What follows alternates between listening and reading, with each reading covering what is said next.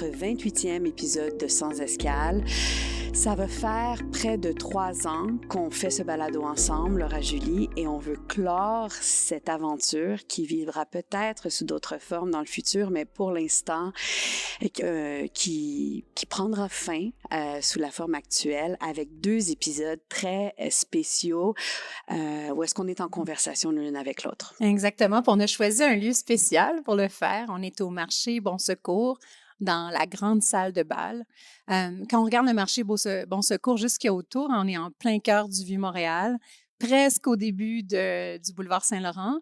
Mais derrière nous, donc c'est la base de Montréal. Derrière nous, c'est le site d'Expo 67, là où Montréal s'est ouvert sur le monde. Expo 67 où le monde découvrait le Québec découvrait le monde, et c'est aussi l'année où on a ouvert complètement le système d'immigration et fait tomber, en fait, tout ce qui était discriminatoire dans notre système pour établir le système de points pour que les gens puissent venir, qu'ils soient d'Asie, d'Afrique ou d'ailleurs, alors qu'avant, notre immigration était complètement européenne ou à peu près. Donc, c'est un beau point de convergence qu'on a choisi pour ces 2 derniers épisodes-là. Puis pour avoir encore un autre moment de plaisir, parce que, en tout cas pour moi, Sans Escale, depuis le début, c'est vraiment un moment d'échange particulier. On prend une petite pause dans nos vies, disons-le, pas mal occupées, pour se parler de ce qu'on aime, mais aussi pour se retrouver derrière le micro et se connecter une à l'autre et à nos 2 univers. Donc, c'est comme un privilège de finir ça comme ça aujourd'hui. Écoute, Laura Julie, on se retrouve dans ce qu'on a défini, ce qu'on a pensé comme être vraiment le point le plus international de Montréal. Tu l'as dit, mais la Fondation de Montréal, elle s'explique par son port aussi. Pour les peuples autochtones aussi, bien avant ça, c'est la terre de rencontre. C'est l'île qui est entre tant d'étendues d'eau, de courants d'eau, qui explique que tant de peuples autochtones se sont rencontrés ici, se sont établis ici, ont partagé ces lieux. Oui, puis c'est aussi le lieu où la Grande Paix de Montréal a été signée. À l'époque, mon ancêtre, Nicolas Perrault, était le traducteur, en fait, officiel de 13 des chefs autochtones qui étaient ici. Il parlait 13 langues autochtones. Mais c'est vrai que c'était grâce à cette paix-là que Montréal a pu ensuite euh, s'épanouir, parce que ça se passait pas très bien, les débuts de Montréal, parce que justement, ça avait été fait sans l'accord des gens qui occupaient le territoire depuis longtemps. Alors, c'est dans ce lieu de confluence, un peu plus loin de la montagne du Mont-Royal habituelle où est-ce qu'on se rencontre à l'Université de Montréal, qu'on a choisi d'enregistrer nos 2 derniers épisodes. Alors, merci d'être avec moi aussi ce matin, Laura Julie. J'en suis ravie.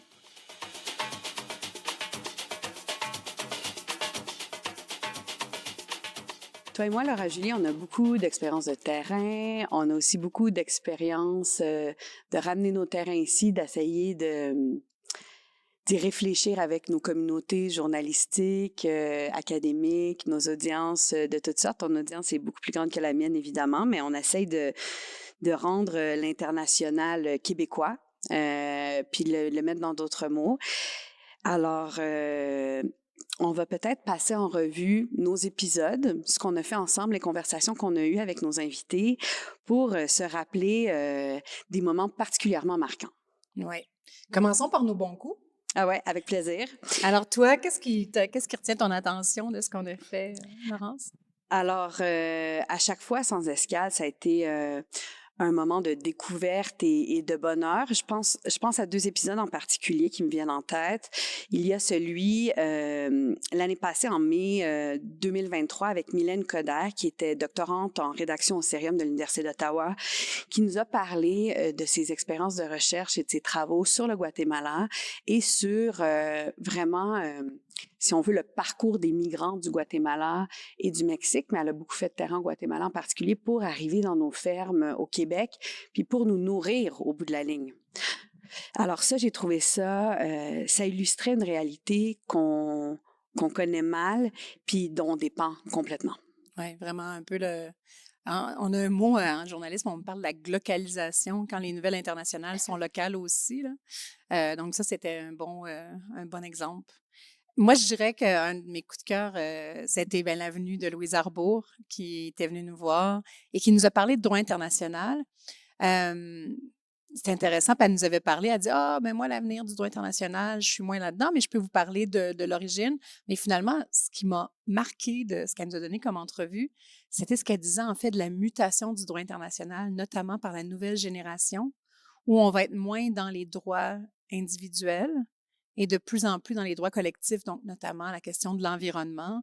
Puis là, on le voit, il vient d'avoir, au moment où on se parle, là, on est en avril 2024, il vient d'y avoir là, une décision au sujet de la Suisse. Oui, j'ai vu avec le Ouais, collectif écoféministe. exactement, où donc la Suisse, on lui tape sur les doigts pour pas avoir assez défendu ou protégé l'environnement. Donc, c'est comme une nouvelle ère de droit international qui arrive. En même temps, on est en plein milieu du conflit dans la bande de Gaza, où là aussi, le droit international, le droit humanitaire, on en parle beaucoup. Ça se passe pas très bien. Le fait qu'on est à la Cour internationale de justice avec une cause amenée par l'Afrique du Sud, carrément sur le génocide. Donc, c'est vraiment un mouvement, un moment très fort en droit international.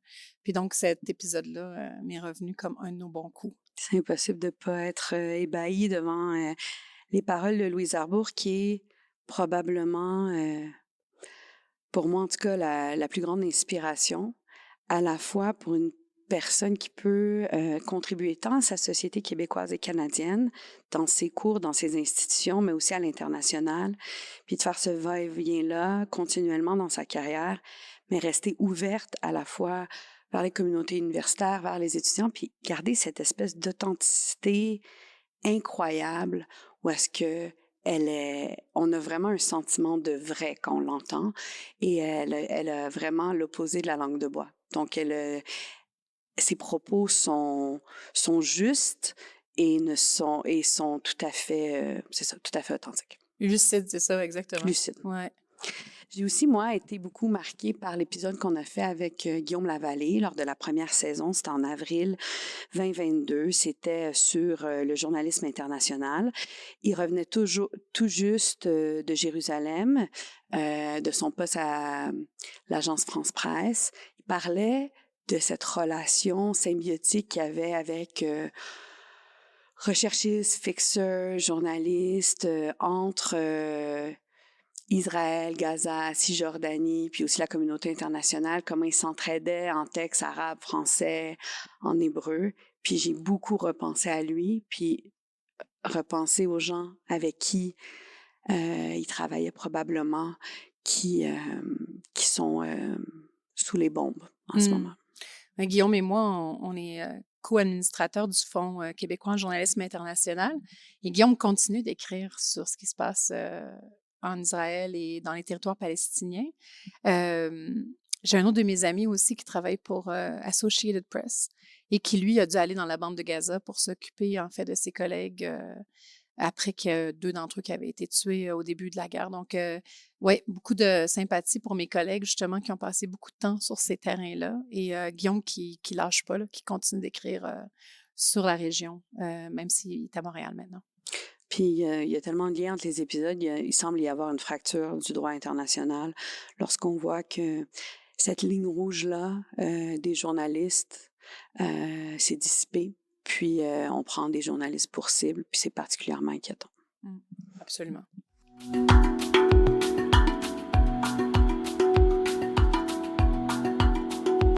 Dans notre balado, c'est sûr qu'on est surtout là pour parler de contenu intellectuel ou politique, mais je dirais que c'est arrivé quand même souvent qu'on s'est fait prendre aux tripes par les sujets qu'on a couverts. Toi, qu'est-ce qui te revient en tête quand tu penses à ce qui est venu le plus faire vibrer ta corde sensible?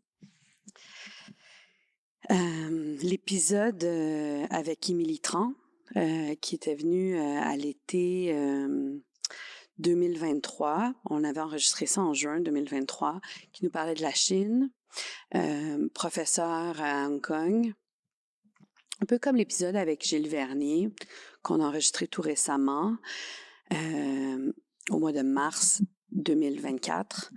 Il y a des chercheurs qui ont des sujets qui deviennent de plus en plus sensibles politiquement, qui font un travail de recherche incroyable, où est-ce que la recherche peut devenir risquée, puis qui se tiennent et font leur devoir d'éducation, de formation, de recherche, puis d'éducation publique à travers des balados comme les nôtres. Et c'est cette dévotion-là à leur...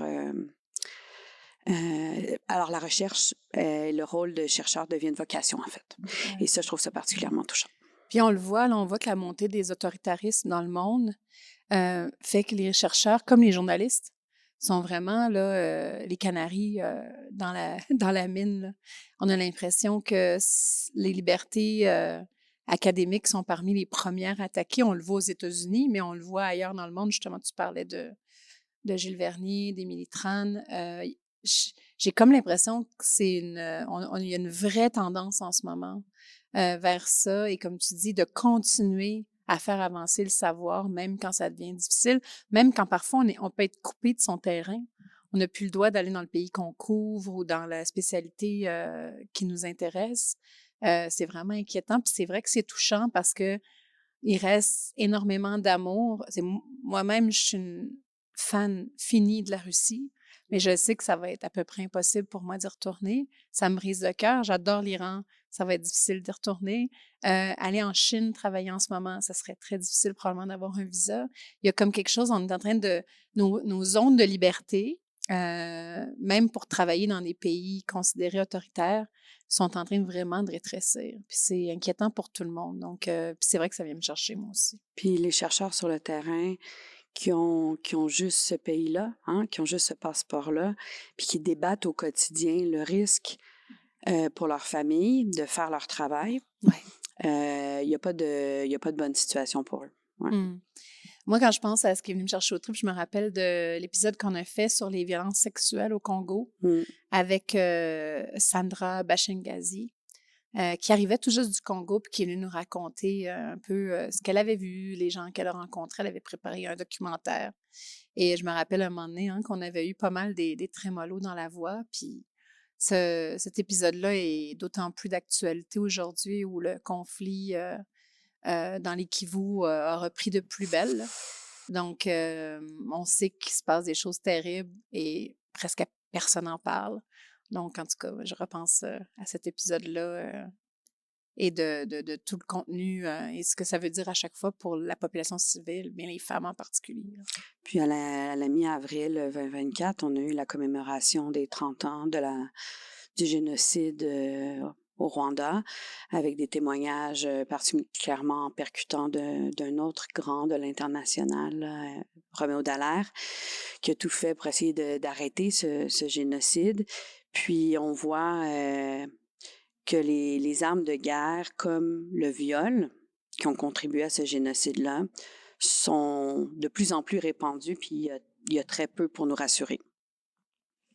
Alors, il y avait de mon côté aussi, qui reste tristement d'actualité aujourd'hui, alors qu'on se parle à la mi-avril, l'épisode avec Marie-Josée Zard sur Haïti qu'on a enregistré en novembre 2023, alors qu'il y avait des premières discussions ou des votes à l'ONU sur la possibilité du déploiement d'une force de maintien de la paix kenyane.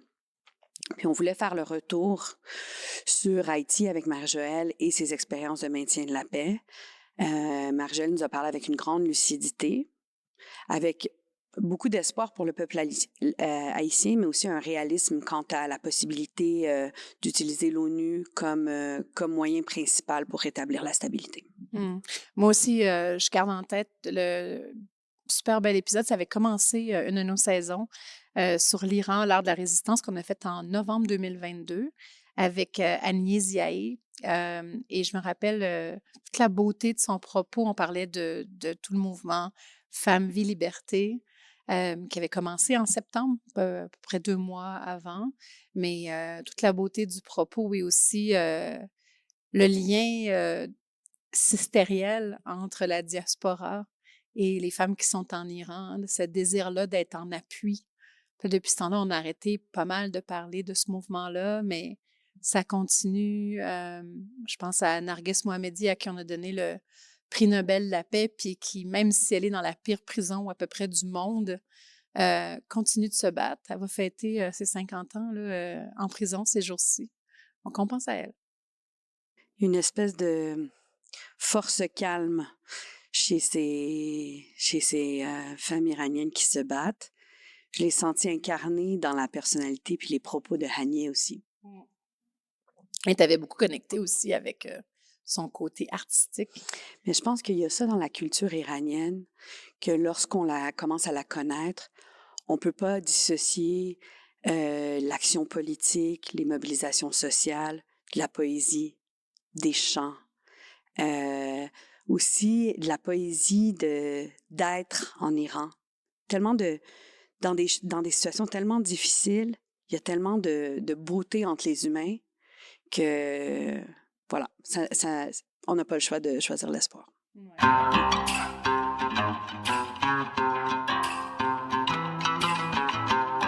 Donc, des fois, Laura Julie, on sent des bruits de choses qui sont en ébullition, puis on se demande ce qui se passe, on fait des épisodes.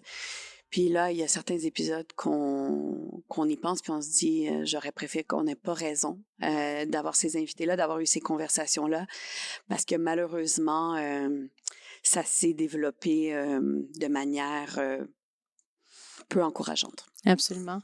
Moi, je pense notamment à l'épisode qu'on avait fait sur le Sahel. Le Sahel qui est un sujet compliqué. Donc, on a fait ça en mars 2023. Et juste après l'épisode, il y a eu le coup d'État au Niger. Après, il y a Avec eu... Adib Ben Chirif, c'est ça? Exactement. Il y a eu le coup d'État au Gabon. En tout cas, le renversement du gouvernement, je ne sais plus comment l'appeler.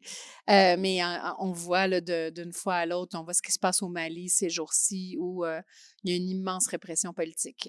Donc oui, là-dedans, on aurait aimé ça ne pas avoir raison. On avait appelé ça la parfaite tempête, puis malheureusement, c'est ça qui se passe. Et puis, de mon côté, en novembre 2023, on a fait un épisode sur l'immigration avec Catherine Hardet. Et on comparait les modèles canadiens, européens, mais on a parlé, entre autres, aussi de la situation avec les visas mexicains. On sentait que ça allait peut-être être que cette situation-là, que les visas mexicains au Canada allaient peut-être être réimposés. J'ai senti qu'il y avait un petit triangle de différence d'opinion entre nous trois. Ce qui est tout à fait correct, c'est ça l'idée d'avoir... C'est ça le but, absolument. Et moi, maintenant que cette décision-là a été prise, entre autres parce qu'elle avait été demandée par les États-Unis, moi, j'ai une petite inquiétude diplomatique par rapport à la capacité d'avoir une diplomatie Canada-Mexique forte avec le potentiel d'un retour de Trump. Je pense qu'il faut aussi y penser, sachant qu'il y a des élections de toutes parts qui s'en viennent, puis les relations d'Amérique du Nord sont hyper importantes. Ça m'inquiète un peu sur notre propre continent de s'assurer qu'on soit capable d'avoir des dialogues ouverts. Parce que là, il y a beaucoup de tensions dans cette relation en ce moment. Oui, absolument. Ça, c'est vrai. Mais en même temps, c'est vrai qu'il faut dire qu'en ce moment, le système d'immigration canadien, son intégrité est questionnée par une bonne partie de la population et des politiciens, à tort ou à raison des fois, mais que particulièrement ça, c'était problématique parce que c'était l'utilisation du système d'asile pour souvent des demandes qui ne l'étaient pas. Ça devenait dur à gérer et ça faisait que pour beaucoup de gens qui arrivent d'endroits où il y a beaucoup de demandes légitimes, ça engorge le système. Donc, c'est toujours...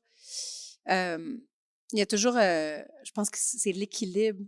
Toi comme moi, on est très pro-immigration toutes les deux, mais il y a aussi... Moi, je pense que l'envers du système d'immigration, c'est justement de garder un peu une intégrité du système et de montrer que c'est juste pour tout le monde. Et ça, je pense que c'est le plus gros défi qu'on a en ce moment. Et ça oblige à prendre des décisions difficiles parfois.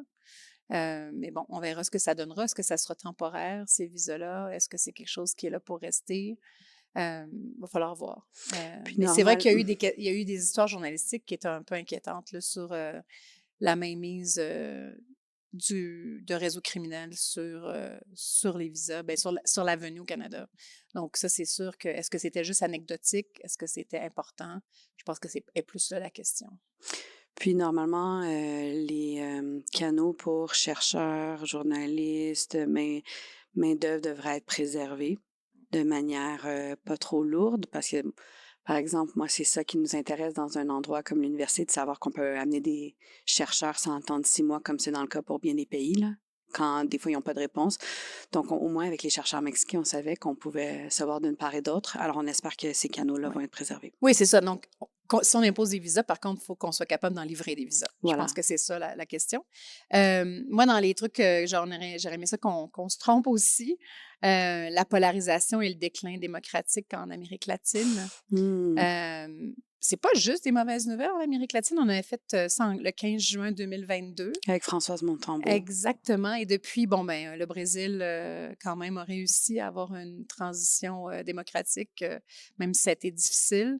On a vu, par contre, l'élection en Argentine là, et l'élection d'un drôle de personnage qu'on a de la misère à catégoriser, là, Milei.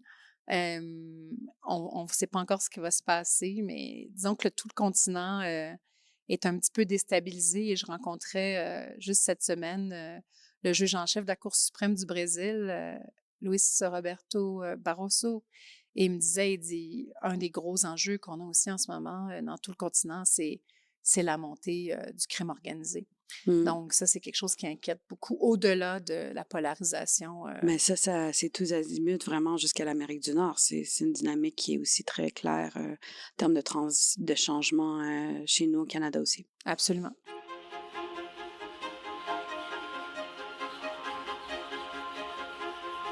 On met sur pause ou on met fin à notre collaboration avec le balado après 3 belles années. Mais c'est sûr qu'il y aurait encore plein de sujets qu'on aurait pu aborder, Laurence. Toi, qu'est-ce qui te vient en tête? Si on continuait, on ferait quoi? La guerre à Gaza et son impact sur la géopolitique régionale et mondiale.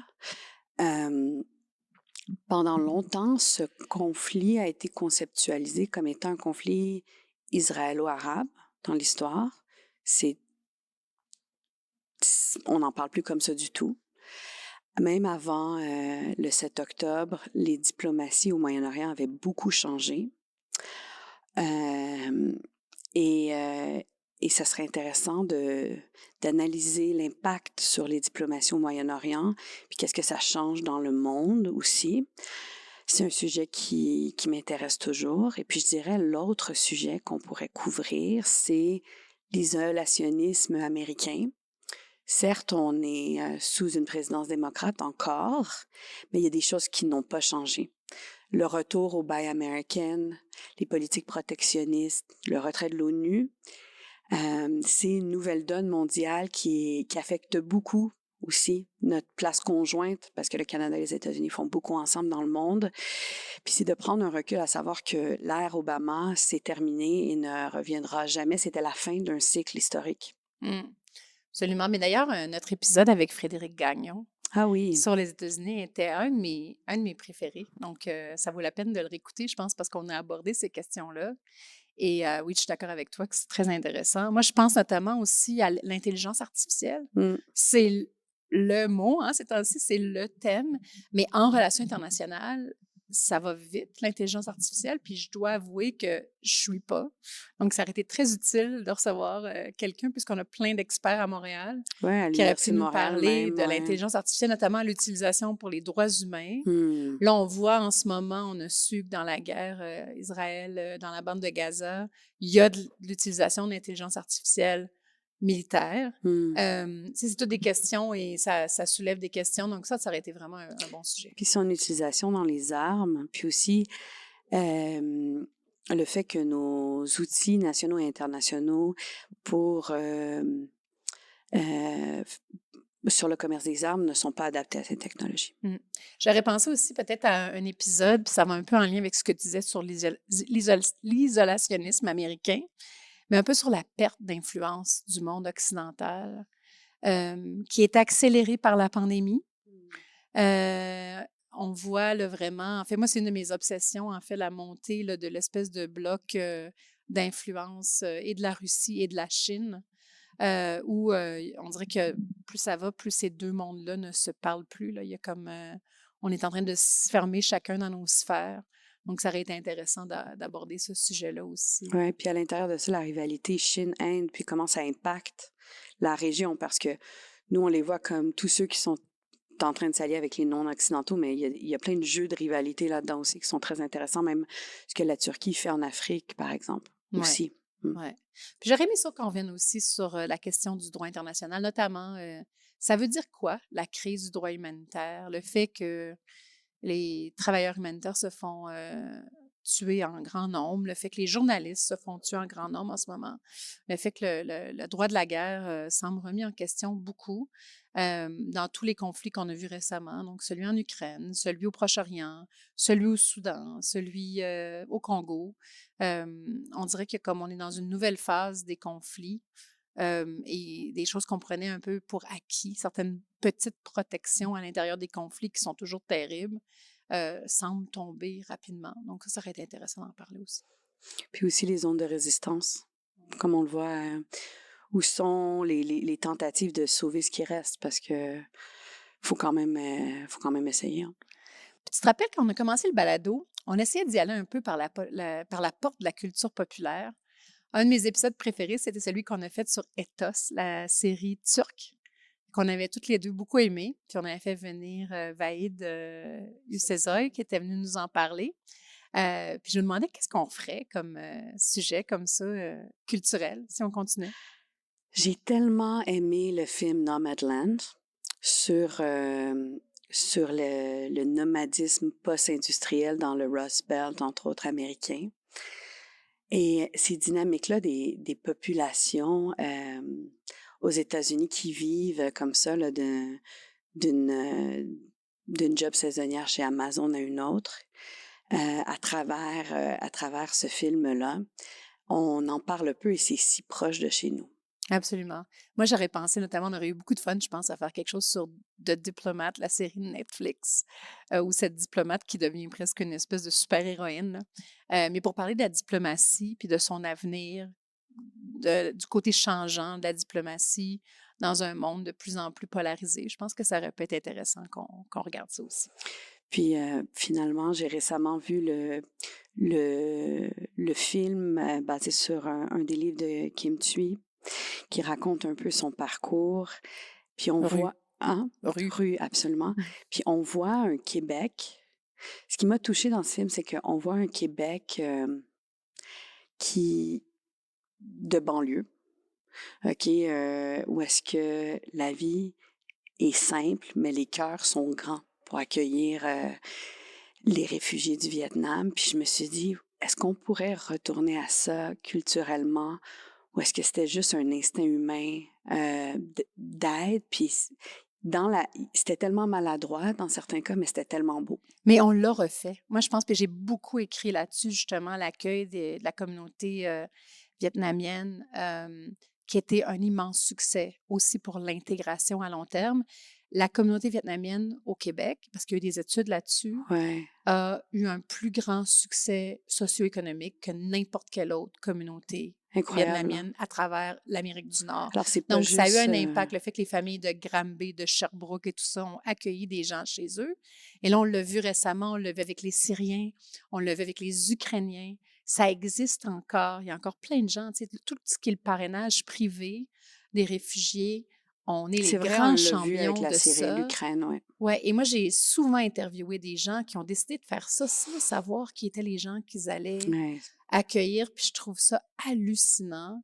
Puis oui, je pense qu'il y a vraiment un besoin de plus de programmes de jumelage où tu fais pas nécessairement venir les gens, mais une fois qu'ils sont ici, tu deviens comme leur famille d'accueil. Mais moi, je l'ai fait à Ottawa. Il y a plein de monde qui a envie de faire ça, mais le programme en ce moment au Québec c'est difficile, là. Ça se passe pas aussi bien, alors que je pense qu'il y a beaucoup de désir de faire ça. Quand je vivais à Ottawa, j'ai vécu quelque chose comme ça, puis toi, tu as plein d'expériences aussi, où est-ce que des organismes pour des réfugiés qui sont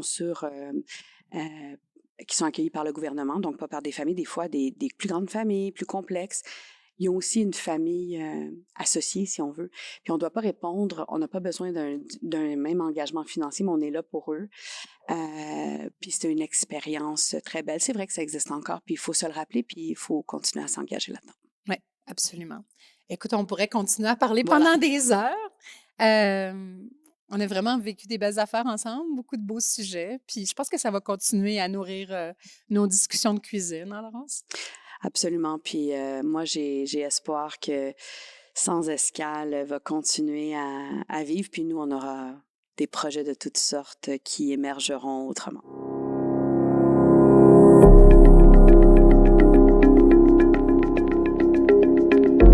Merci d'avoir été des nôtres pour ce nouvel épisode de Sans Escale, un balado du Cérium en collaboration avec la Faculté des Arts et des Sciences ainsi que UDM International. Merci à notre équipe composée de Caroline Delamotte à la recherche et à la réalisation. Un merci tout particulier à Éric Coulombe et son équipe des événements du Marché Bon Secours qui nous ont très généreusement accueillis ce matin dans le Vieux-Port. Merci à Émir Chouchan, conseiller à la direction des technologies des bibliothèques de l'Université de Montréal, et à Robin Couche, directeur de la programmation à CISM. Merci à Mathieu Arsenault pour la captation de ces épisodes de Sans Escale. Alors, Laura Julie, il nous reste un épisode. On y va? On y va!